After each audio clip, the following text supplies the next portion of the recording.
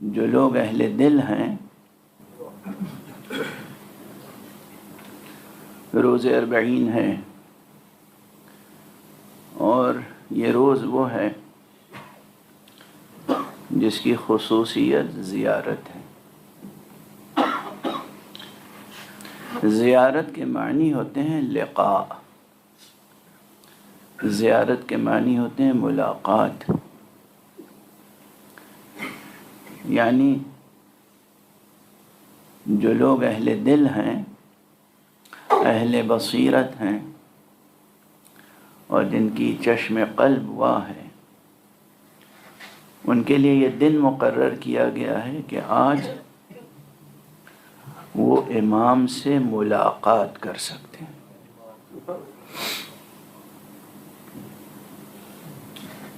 یہ ہے باطن زیارت اربعین۔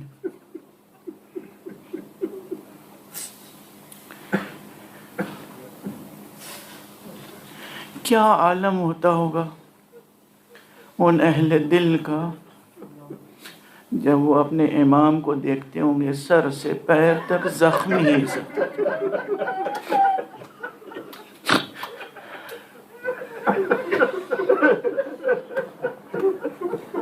حسین علیہ السلام کے زخم ابھی مندمل نہیں ہوئے ہیں،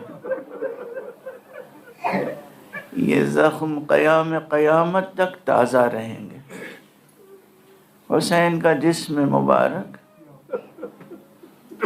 ایک گلبن کی طرح ہے، یعنی گلاب کا ایک پودا ہے، اس پہ زخموں کے گلاب کھلے ہوئے ہیں۔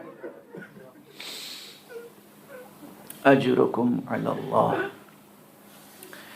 زیارت اربعین اصل اس کی لقاء ہے، لقاء ملاقات، ملاقات امام کا دیدار۔ کاش کہ ہم میں سے ایسے افراد پیدا ہو جائیں، بلکہ ہمارا معاشرہ فرد فرد ہم میں سے ایسا ہو کہ وہ اس سفر کو طے کر لے جس سفر کے لیے کہا گیا ہے کہ هو الذی یصلی علیکم وملائکتہ لیخرجکم من الظلمات الی النور، کہ وہ پروردگار وہ ہے جو تم پر رحمتیں نازل فرماتا ہے، اور اس کے ملائکہ رحمتیں لے کر نازل ہوتے ہیں تمہارے لیے، تاکہ تم ظلمتوں سے نور تک کا سفر طے کرو۔ سب سے پہلے پیکیجنگ چیک کریں، کیا خاندانی پیکیجنگ ہے، اور یہ ملتا ہے آپ کو پرفیوم سینٹن سینٹورا سے آرڈر کیا میں نے، یہ غلاف کعبہ، اس کی خوشبو سیم وہ امپریشن ہے جو غلاف کعبہ سے خوشبو آتی ہے۔ میں نے اس کو جب بھی لگا کر ظلمتوں سے نور تک کا سفر طے کرو۔ یہ ظلمتوں سے نکلنا اور نور تک پہنچنا، یہ کیا ہے؟ جو اس سفر کو طے کر لے گا، ظلمتوں سے نکلنا اور نور تک پہنچنا، یہ کیا ہے؟ جو اس سفر کو طے کر لے گا اس کے لیے یہ آسان ہے کہ وہ دیدار امام کر سکے۔ ہم میں سے بہت سے جوان پوچھتے رہتے ہیں اکثر کہ امام زمانہ کی زیارت کیسے ممکن ہے، میں کیسے سمجھاؤں؟ یہ سفر اگر طے کر لیں تو امام اول کی زیارت بھی ممکن ہے، امام آخر کی زیارت بھی ممکن ہے۔ امام امیر المومنین علی ابن ابی طالب،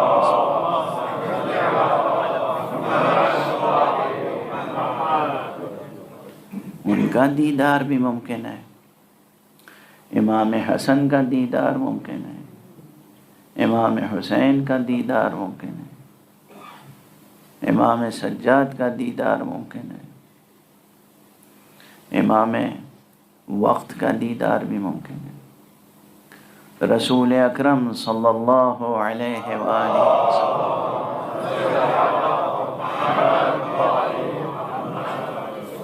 ان کا بھی دیدار ممکن ہے، مگر یہ ممکن تب ہوگا جب آپ اس سفر کو طے کریں، خروج من الظلمات الی النور، ظلمتوں سے نکلیں نور کی طرف بڑھیں۔ یہ سفر ممکن ہے، اگر ممکن نہ ہوتا تو قرآن مجید میں اس سفر کے اہتمام کا تذکرہ نہ ہوتا۔ یہ سفر ممکن ہے، اگر ممکن نہ ہوتا تو کسی ناممکن امر کے لیے اللہ اپنے نبی کو مسئول نہیں بناتا۔ یہ سفر ممکن ہے، اگر ممکن نہ ہوتا تو ائمہ اطہار کا یہ وظیفہ نہ قرار دیا جاتا۔ یہ سفر ممکن ہے، اگر ممکن نہ ہوتا تو ہمیں اور آپ کو اس کا مکلف نہ بنایا گیا ہوتا۔ اس لیے کہ مکلف بنایا جاتا ہے اس امر کا جو امر ممکن ہو۔ نماز پڑھنا ممکن ہے، اس لیے نماز ہمارے لیے تکلیف شرعی ہے، ہم مکلف ہیں۔ اور مکلف کون ہے؟ پروردگار۔ اس نے وہ علیم ہے، حکیم ہے، اور صرف علیم و حکیم ہی نہیں ہے، رؤوف ہے علی العباد، مہربان ہے اپنے بندوں پر۔ جو ایک مہربان رب، ایک مہربان پرورش کرنے والا کوئی مشکل کام نہیں سپرد کرتا اس کے جس کی پرورش کر رہا ہو، بلکہ پرورش کرنے کا اسلوب یہ ہوتا ہے کہ جو مشکل کام ہوتا ہے اسے بھی آدھے سے زیادہ خود انجام دے دیتا ہے، اس کے بعد آخر میں کہتا ہے اچھا اب یہ تم کر لو۔ تربیت کے یہ طریقے ہوتے ہیں۔ بچوں کو جب نوالا کھلاتے ہیں ماں باپ تو پہلے اسے اپنے منہ میں چبا لیتے ہیں، جب وہ نرم ہو جاتا ہے تو نکال کے بچے کے منہ میں ڈال دیتے ہیں۔ یہ ہے پرورش کا طریقہ۔ اسی طریقے سے رسول اللہ نے علی کی پرورش کی تھی، اسی طریقے سے رسول اللہ نے حسن و حسین کی پرورش کی تھی، اسی طریقے سے رسول اللہ نے زینب کی پرورش کی تھی۔ یہ جو جناب زینب کی فصاحت و بلاغت و علم کا سرچشمہ تھا، یہ دنیا والوں کی سمجھ میں نہیں آتا کہ جب علی ابن ابی طالب نے ممبر پہ ارشاد فرمایا تھا سلونی سلونی قبل ان تفقدونی، اس کے فوراً بعد یہ جملہ ہے کہ ھذا لعاب رسول اللہ، مجھ سے پوچھ لو جو پوچھنا چاہو، یہ لعاب رسول ہے جو میرے دہن میں اور میرے سینے میں محفوظ ہے۔ تو رسول اللہ صلی اللہ علیہ وآلہ وسلم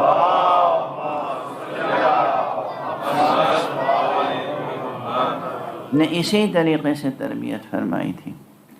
اب اس میں ایک اشارہ موجود ہے کہ یہ ایک عام روش ہے پرورش کرنے والے کی، تربیت کرنے والے کی، کہ جس کی تربیت مقصود ہوتی ہے اس کے لیے مشکل کو آسان کر کے اس کے سپرد کیا جاتا ہے۔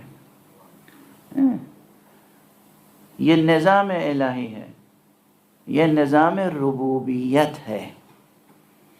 معبودیت اور ربوبیت دونوں میں ایک رشتہ یہ ہے کہ ربوبیت تمام بندوں پر لطف و مہربانی کی انتہا کر دیتی ہے، اور عبودیت بس اتنا چاہتی ہے کہ اس پرورش کرنے والے کو پہچان لو اور اس کا شکر ادا کرو اور کفران نعمت نہ کرو، یعنی اس کو چھوڑ کر کسی ایسے کا دامن نہ پکڑ لو کہ جو تمہاری کسی مشکل کا حل نہیں کر سکتا۔ اصل مسئلہ یہ، پرورش کا اصل مسئلہ یہ ہے کہ عبودیت، یہ جو طلب سجدہ ہے اور طلب قیام ہے، قیام للہ، رکوع للہ، سجود للہ، اور اعتراف باللہ، کلمہ لا الہ الا اللہ کی جو اس قدر اہمیت ہے، وہ صرف اس لیے ہے کہ دیکھو کسی ایسے کو اپنا معبود نہ بنا لو کہ جو تمہاری کسی مشکل کو حل نہ کر سکتا ہو، ورنہ خود اللہ سبحانہ و تعالی، بہت بار یہ جملہ کہہ چکا ہوں کہ اللہ سبحانہ و تعالی کوئی نعوذ باللہ 100,000 بار نعوذ باللہ خوشامد پسند بادشاہ نہیں ہے۔ وہ یہ نہیں چاہتا ہے کہ آپ واہ واہ سبحان اللہ کیا کہنا حضور سرکار، آپ کا جیسا تو کوئی نہیں۔ وہ خوشامد پسند بادشاہ نہیں ہے۔ تمام عبودیت، کنہ عبودیت یہ ہے کہ تم پہچان لو کہ شأن ربوبیت کس میں پائی جاتی ہے۔ تم کسی ایسے کے سامنے سر نہ جھکا دو کہ جو تمہاری کسی ادنا سی مشکل کو بھی حل نہ کر سکتا ہو۔ بہرحال تو یہ امر ممکن ہے، کیا امر؟ خروج من الظلمات الی النور، ظلمتوں سے نکل کے نور تک پہنچنا یہ ممکن ہے۔ یہ ممکن ہوگا کیسے؟ سفر شروع کہاں سے ہوگا؟ کیسے وہ مرتبہ حاصل ہوگا کہ ہم امام کا دیدار کر سکیں؟ مرنے کی شرط نہیں ہے، میں اس دنیا کی بات کر رہا ہوں۔ آج کی یہ مجلس یاد رکھیے گا، عمل کی کوشش کیجیے گا۔ یہ کیسے ممکن ہے کہ اس دنیا میں رہتے ہوئے آپ زیارت معصوم کر سکیں؟ لفظوں سے زیارت نہیں، ان آنکھوں سے۔ چشم قلب بھی واہ ہو اور یہ چشم سر بھی واہ ہو۔ پہلا قدم یہ ہے کہ آپ خود اپنے آپ کو اور اپنی ضرورتوں کو تھوڑی دیر کے لیے بھلا سکتے ہیں۔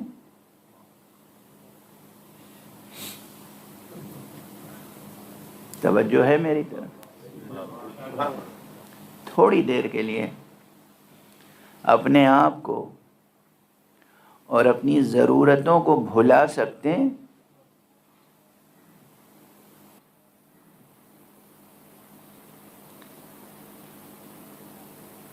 اپنی ذات کو اور اپنی ضرورتوں کو جو بھلا نہیں سکتا، وہ تو ایک آن کے لیے کسی دنیاوی سلطان کے سامنے بھی کھڑا ہونے کے لائق نہیں ہوتا۔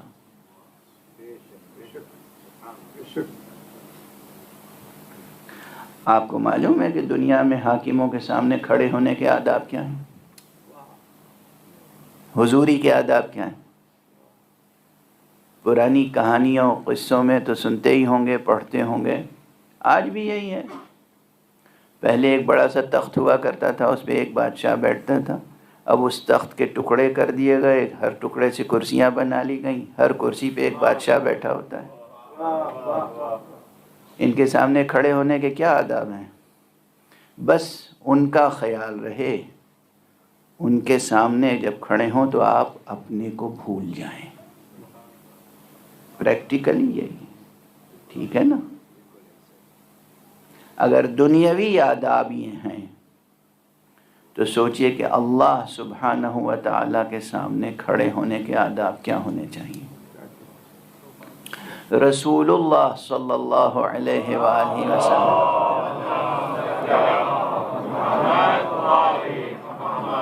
کے سامنے کھڑے ہونے کے آداب کیا ہونے چاہیے۔ اگر آقا حسین سامنے ہوں اور آپ کو موقع ملے ایک سلام کہنے کا، السلام علیک یا ابا عبداللہ، اس وقت کیا آپ اپنے آپ کو اور اپنی ضرورتوں کو بھول کر سلام کرنے کا لمحہ اپنی گرفت میں لا سکتے ہیں؟ یا یہ فکر ہوگی کہ ہم زیارت تو کرنے اس حاجت کے لیے، عموماً کیا ہوتا ہے، یہ جو ہم سے صبح و شام امام کی بارگاہ میں حضوری کی تمنا کرتے رہتے ہیں، یہ زیارت عاشورہ بھی پڑھتے ہیں کس لیے؟ اپنی دنیاوی ضرورتوں کے لیے۔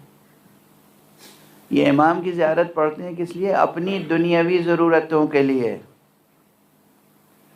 امام کو ان کے مصائب کے واسطے دے کر اپنے لیے چھوٹی چھوٹی عشرتیں مانگتے ہیں۔ اس سے زیادہ شرمناک کوئی بات ہو سکتی ہے؟ اس سے زیادہ گری ہوئی کوئی بات ہو سکتی ہے؟ دیکھیے میری پوری کوشش یہ ممبر پر آنے کے بعد کہ میں بشریت کے مستقبل سے مایوس نہیں ہوں۔ میں ان میں سے نہیں ہوں جو ساری حرمتیں اور ساری عظمتیں صرف ماضی کے دامن میں دیکھتے ہیں۔ مستقبل روشن ہونا چاہیے۔ ماضی روشن ہے، تابناک ہے، مگر ماضی کا تذکرہ لازم اس لیے قرار دیا گیا تاکہ ہمارا مستقبل روشن ہو سکے۔ حسین کا تذکرہ اس لیے لازم قرار دیا گیا کہ مہدی کے انصار کی تربیت ہو سکے۔ حسین ہمارا ماضی ہے اور حال ہے، اور مہدی ہمارا مستقبل ہے۔ مہدی کون؟ مہدی وہی وارث حسین، مستقبل وہ ہے نا۔ تو مستقبل سے مایوس تو نہیں ہو سکتے، اور مستقبل کے لیے آمادگی کم تو نہیں ہونی چاہیے۔ کہیں میں نے کوئی مثال اگر دے دی تو لوگ سمجھ نہیں پا رہے ہیں۔ کیوں نہیں سمجھ پا رہے ہیں؟ اس لیے کہ آپ نے یہ سمجھ رکھا ہے کہ تمام حرمتیں، تمام عظمتیں صرف ماضی کے دامن میں ہیں۔ تو مستقبل کیسے تعمیر ہوگا؟ حال کیسے سنبھلے گا، سنورے گا؟ حال کو بھی سنوارنا ہے، مستقبل کو بھی سنوارنا ہے، اور روشن مستقبل اس وقت تک نہیں ہو سکتا جب تک کہ ظلمتوں سے خروج نہ ہو، نور تک سفر نہ اختیار کیا۔ یہ جو سلسلہ ہے، جو ہم نے مزعومہ، اپنی مزعومہ ضرورتیں، کہیں کسی نے مجھ سے یہ گلہ کیا کہ اللہ سے دعا کرتے کرتے تھک گئے ہیں، قبول نہیں ہوتی، تو ہم نے عرض کیا کہ اللہ نے ضرورتوں کو پورا کرنے کا وعدہ کیا ہے، ہوس کو پورا کرنے کا وعدہ نہیں کیا۔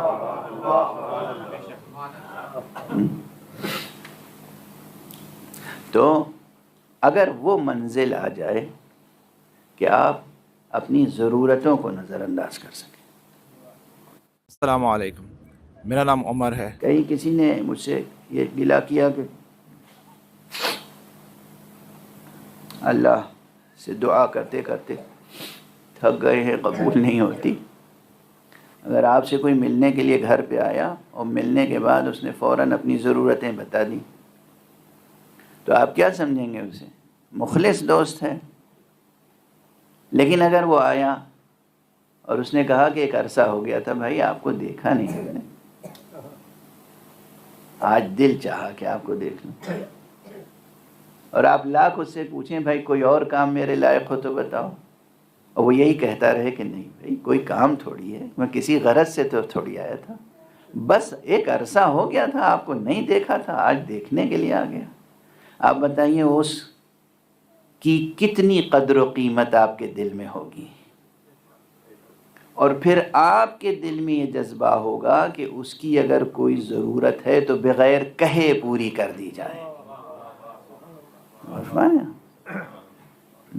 یہ آپ اپنی نفسیات، اگر ظاہر ہے یہ نفسیات ان لوگوں کے یہاں ہوتی ہے جو اہل شرف ہوتے ہیں، اہل کرم ہوتے ہیں، جو حسیب و نصیب ہوتے ہیں، خاندانی لوگ ہوتے ہیں، وزادار لوگ ہوتے ہیں، وہ سمجھتے ہیں نا یہ قدریں، یہ ویلیوز، یہ مورلز۔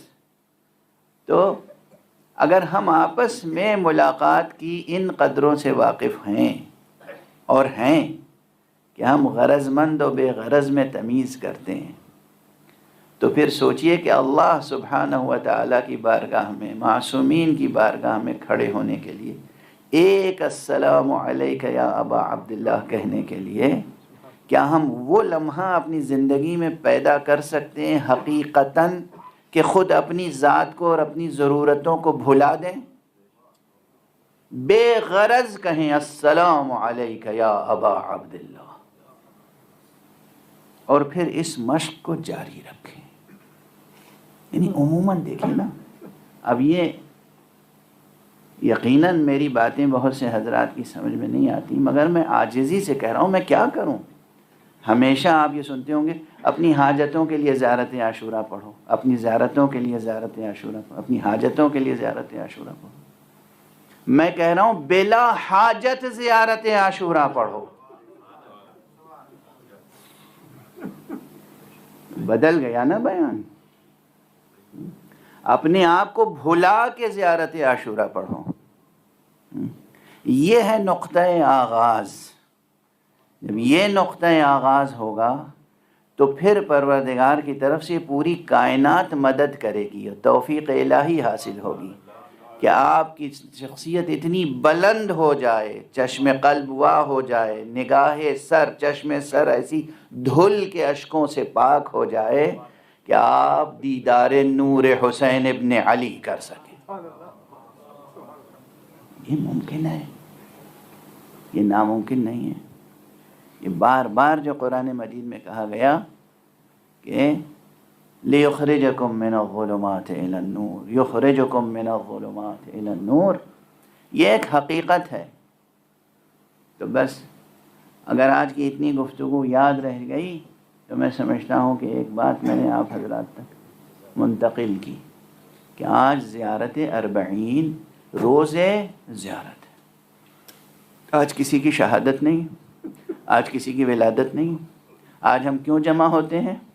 زیارت اربعین، یعنی 20 صفر روز لقاء سرور شہداء، روز ملاقات سید الشہداء ہے۔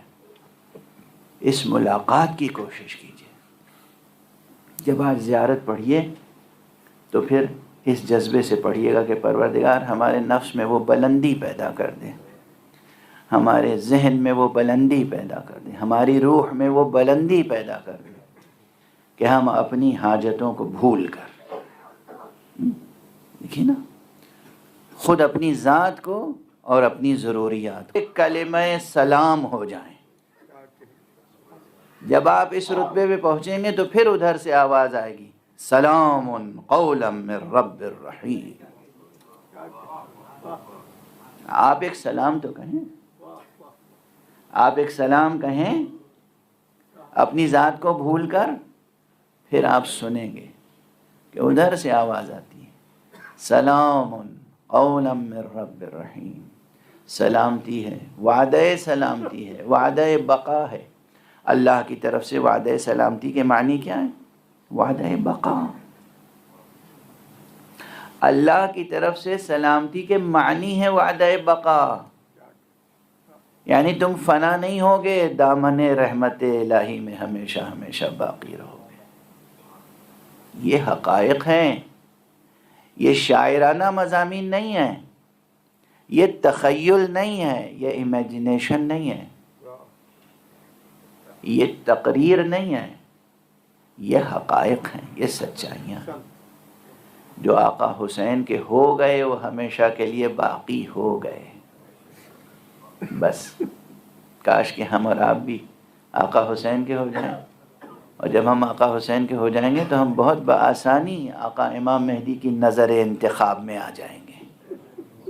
وہ ہیں، راستے میں ہیں، تشریف لا رہے ہیں، قریب ہے ظہور، اور اگر ان کی فوج میں شامل ہونا ہے تو سچا حسینی بننا ہوگا۔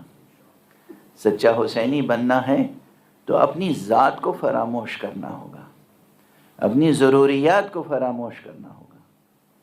کائنات، یہ پوری کائنات ایک گہوارے تربیت کی طرح ہماری اور آپ کی تربیت کر رہی ہے بحکم رب۔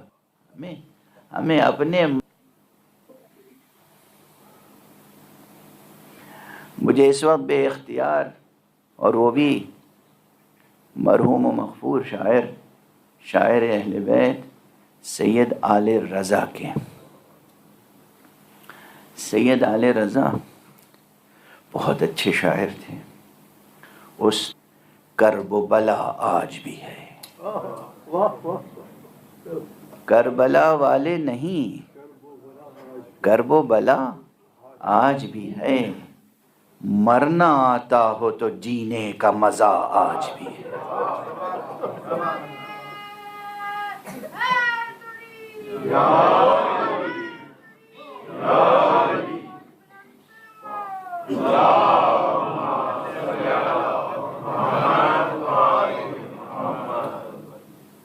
کربلا والے نہیں، کرب و بلا آج بھی ہے، مرنا آتا ہو تو جینے کا مزہ آج بھی ہے. یہ مرنا آنا یہ کیا ہوتا ہے؟ یہ مرنا آنا کیا ہوتا ہے؟ مرنا کیسے آتا ہے انسان کو؟ اسی طرح آتا ہے کہ کسی کی محبت میں خود کو بھلا دے انسان، دوسرے کی ضرورت کے آگے اپنی ضرورت کو بھلا دے، اسی کو کہتے ہیں مرنا آنا. یہی وہ سفر ہے جو ظلمتوں سے خروج کا سفر ہے. مرنا آتا ہو تو جینے کا مزہ آج بھی ہے. روح تعلیم حسینی نے بنائے انسان، روح تعلیم حسینی نے بنائے انسان، جو ملا حر کو وہی حسن عطا آج بھی.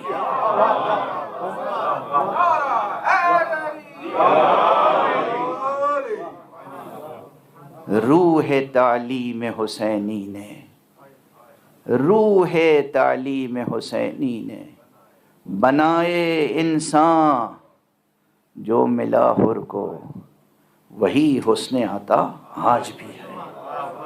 زیارت اربعین کیجئے، آقا کو کہ السلام علیکہ یا ابا عبداللہ. دیکھیے حر کی طرح سرفراز کرتے ہیں یا نہیں کرتے. دونوں باتیں عرض کر رہا ہوں، جوانوں، عزیزوں، عاشقوں، عزاداروں، اپنی ضرورتوں کو بھلا دو، اپنے گناہوں کو بھی بھلا دو. مایوس نہ ہو کہ ہم بہت گناہ گار ہیں تو توبہ کیسے ہوگی، بس حسین کے ہو جاؤ. بس حسین کی روح تعلیم حسینی نے بنائے انسان، جو ملا حر کو وہی حسن عطا آج بھی ہے. مشکلیں ہم نے بڑھا لیں کہ مسلمان نہ رہے. اس زبان سمجھیے گا، اس میں جو دو حرفی ایک کلمہ ہے کہ اور چھوٹا ہے کہ، یہ کہ حرف تعلیل ہے. یہاں پر یہ بیان سبب کے لیے ہے. مشکلیں ہم نے بڑھا لیں کہ مسلمان نہ رہے. پریکٹیکلی ہم مسلمان نہیں رہ گئے اس لیے مشکلیں ہیں، ورنہ اسلام بڑا عقدہ کشا آج بھی ہے. مشکلیں ہم نے بڑھا لیں کہ مسلمان نہ رہے، ورنہ اسلام بڑا عقدہ کشا آج بھی ہے. اسلام پڑھیں تو صحیح. اسلام تو آپ پڑھتے نہیں، آپ تو شاعروں کا کلام پڑھتے ہیں. بس میں بھی ایک شاعر ہی کا کلام سنا رہا ہوں، لیکن یہ وہ شاعر ہے جو اسلام شناس ہے، یہ وہ اسلام ہے جو حسین شناس ہے. اس لیے میں حوالے میں ایسی اس میں بھی شفا ہے، یہ میرا یقین ہے، یہ میرا عقیدہ ہے. تو یہ بات اپنی جگہ، لیکن یہ کوشش ضرور ہوتی ہے کہ یہ جو قدم اٹھا رہا ہے زیارت امام حسین کے لیے، اس کے کان میں یہ بات تو ڈال دوں کہ دیکھو قدم اٹھانا اپنی غرض کے لیے نہیں، حسین کی عظمت کے لیے. تھوڑی دیر کے لیے بھول جاؤ اپنے آپ کو، بھلا دو اپنے آپ کو. بس حسین پر فدا ہونے کا جذبہ رکھو۔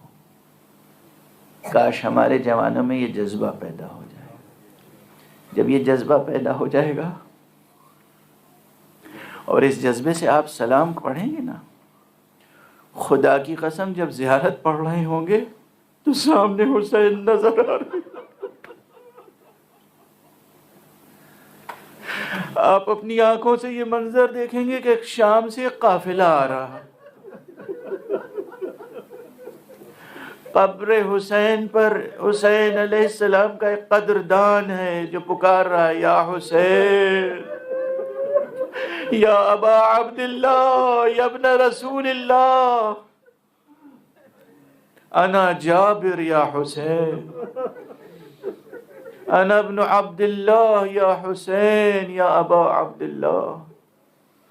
اے حسین، میں جابر ہوں، تمہارے نانا کا صحابی ہوں، میں بار بار آواز دے رہا ہوں، میرے حسین مجھے جواب کیوں نہیں دیتے؟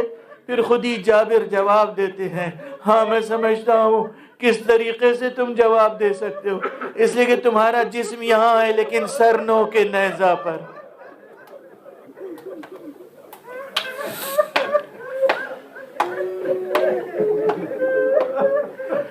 تمہارا جسم یہاں ہے، تمہارا سر نو کے نیزہ پر ہے، تم کس طرح جواب دے سکتے ہو؟ یہ راز و نیاز کی باتیں ہو رہی ہیں کہ ایک مرتبہ جابر اٹھتے ہیں اور اپنے ساتھی سے کہتے ہیں ذرا دیکھو کوئی قافلہ تو نہیں آ رہا ہے۔ جیسے معلوم ہوتا ہے کہ عالم مکاشفہ میں حسین نے کہا ہے جابر میری بہن آ رہی ہے استقبال کے لیے۔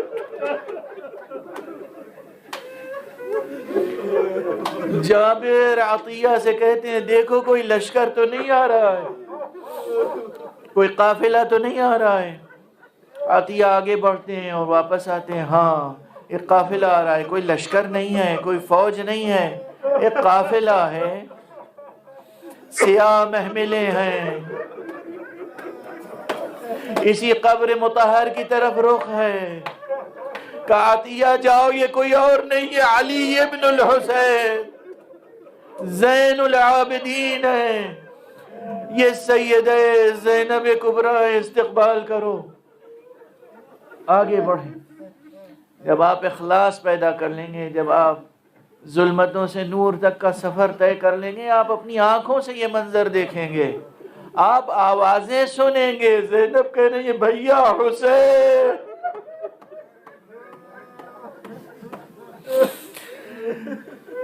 میں قید خانہ شام سے چھٹ کر آ گئی ہوں بھیا، مگر میں شرمندہ ہوں، آپ کی امانت وہیں دفن کر۔ رقیہ بنت الحسین، وہ 3.5 سال، وہ 4 سال کی بچی میرے ساتھ گئی تو تھی مگر واپس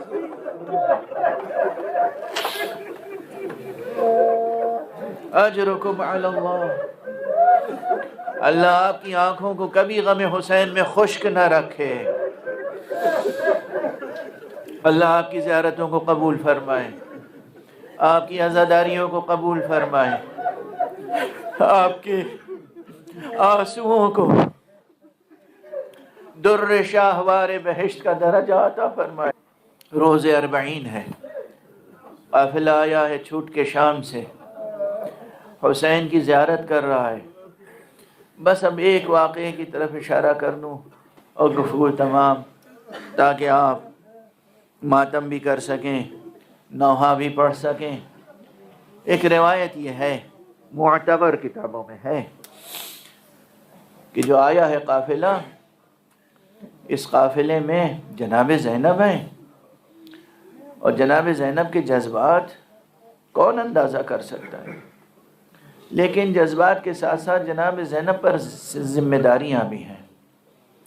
تو یہ بات جناب زینب کی زبان سے نہیں آئی ہے روایت میں،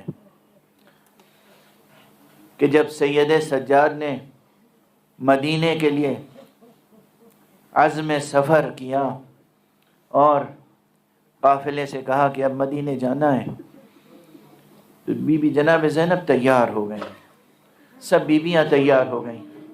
ایک بی بی ایسی تھی جس نے کہا بیٹا زین العابدین، مجھے یہی کربلا میں چھوڑ دو۔ اجرکم علی اللہ، اجرکم علی اللہ۔ یہ بی بی رباب، یہ بی بی وہ ہے جس کا 6 ماہ یہی کربلا میں ہے، اور جس کی گود کی پالی 4 سال کی بچی شام میں رہ گئی۔ میں عموماً سوچا کرتا تھا یہ تمنا رباب نے کیوں کی، مگر ذرا سے غور کرنے کے بعد بات سامنے آ گئی۔ کسی خاتون کی زندگی جب تک شادی نہیں ہوتی، بچیوں کا سہارا ماں باپ کا گھر ہوتا ہے، فطری طور پر، شرعی طور پر، قدرتی طور پر، اور جب شادی ہو جاتی ہے تو شوہر کا گھر، اور اگر خدا نخواستہ شوہر بھی نہیں رہ گیا تو پھر اولاد۔ لیکن رباب،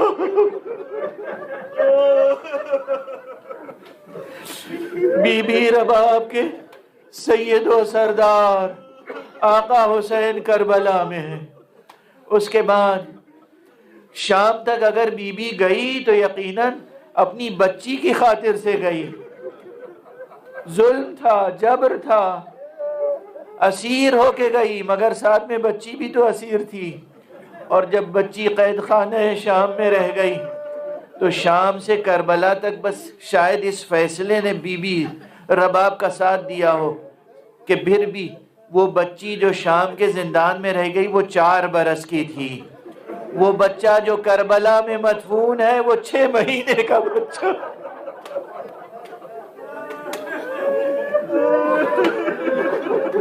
بی بی رباب کربلا تک آ گئی۔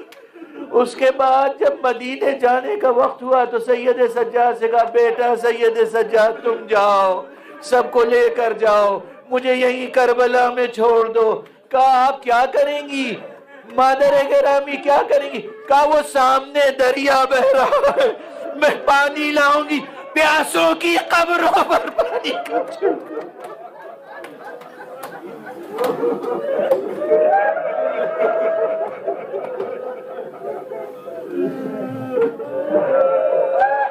انا للہ و انا الیہ راجعون، رضا بقضائہ و تسلیما لامرہ، ماتم حسین۔